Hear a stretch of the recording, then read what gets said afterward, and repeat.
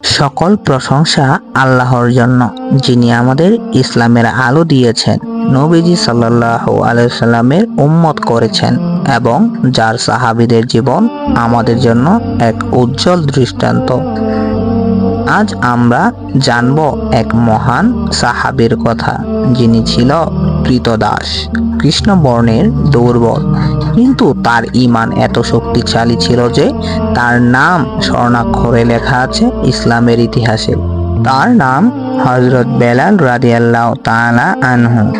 হযরত বেলাল রাদিয়াল্লাহু তাআলা আনহু জন্মগ্রহণ করেন মক্কায়, কিন্তু তিনি ছিলেন আবিসিনিয়ার বংশোদ্ভূত। তিনি ছিলেন কৃতদাস। তার মালিক ছিল উমাইয়া ইবনে খালাফ, এক নিষ্ঠুর কাফের। কৃতদাস হিসেবে বেলালের কোনো অধিকার ছিল না, কিন্তু তার অন্তর ছিল মুক্ত।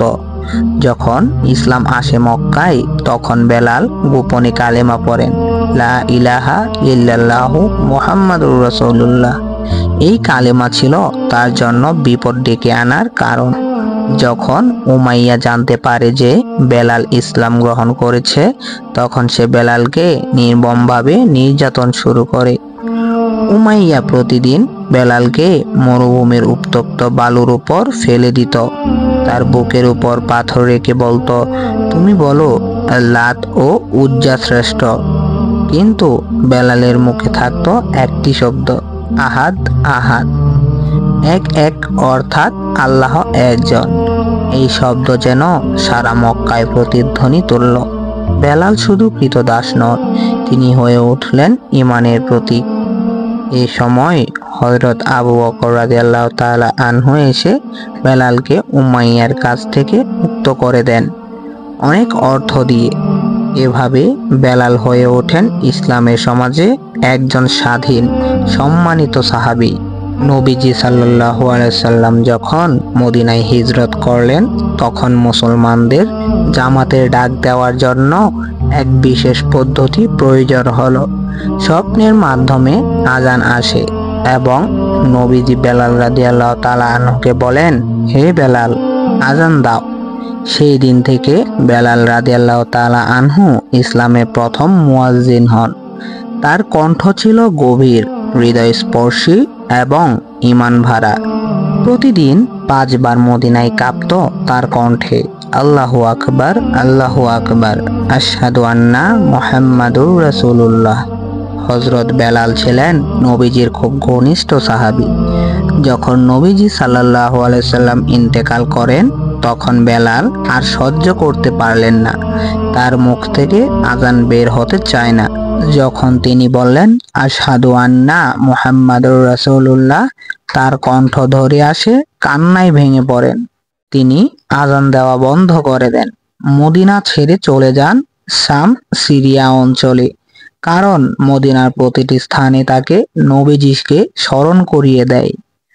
অনেক বছর পর এক রাতে তিনি স্বপ্নে দেখেন প্রিয় নবীজি সাল্লাল্লাহু আলাইহি সাল্লামকে।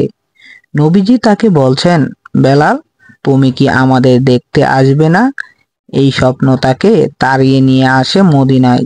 যখন তিনি মদিনায় প্রবেশ করেন, সবাই ছুটে আসে, পুরনো সাহাবীরা, শিশুদের চোখেও জল। নামাজের সময়ও তাকে অনুরোধ করা হয় আজান দিতে। তিনি আবার দাঁড়ান, সেই মসজিদের মিনারে, সেই কণ্ঠে, সেই আবেগে, আল্লাহু আকবার, আশহাদু আন্না মুহাম্মাদুর রাসূলুল্লাহ। পুরো মদিনা কেঁদে ওঠে। মানুষ ভাবে যেন নবীজি ফিরে এসেছেন।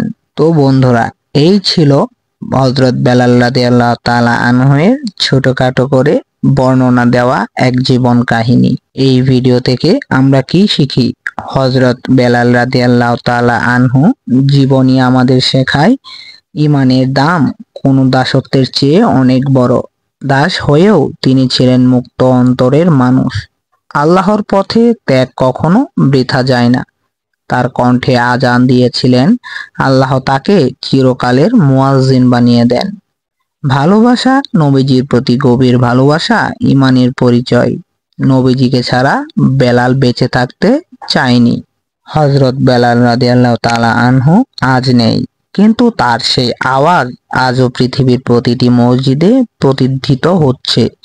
আমরা যেন তার মতোই ঈমান, ত্যাগ আর ভালোবাসা নিয়ে বেঁচে থাকতে পারি। তো বন্ধুরা, এই ছিল আজকের ভিডিওটি ভালো লাগলে লাইক করে দিয়েন, চ্যানেলে নতুন হয়ে থাকলে সাবস্ক্রাইব করে আমাদের পাশেই থাকবেন। আজকের মতো এখানেই বিদায় নিচ্ছি। আল্লাহ হাফেজ।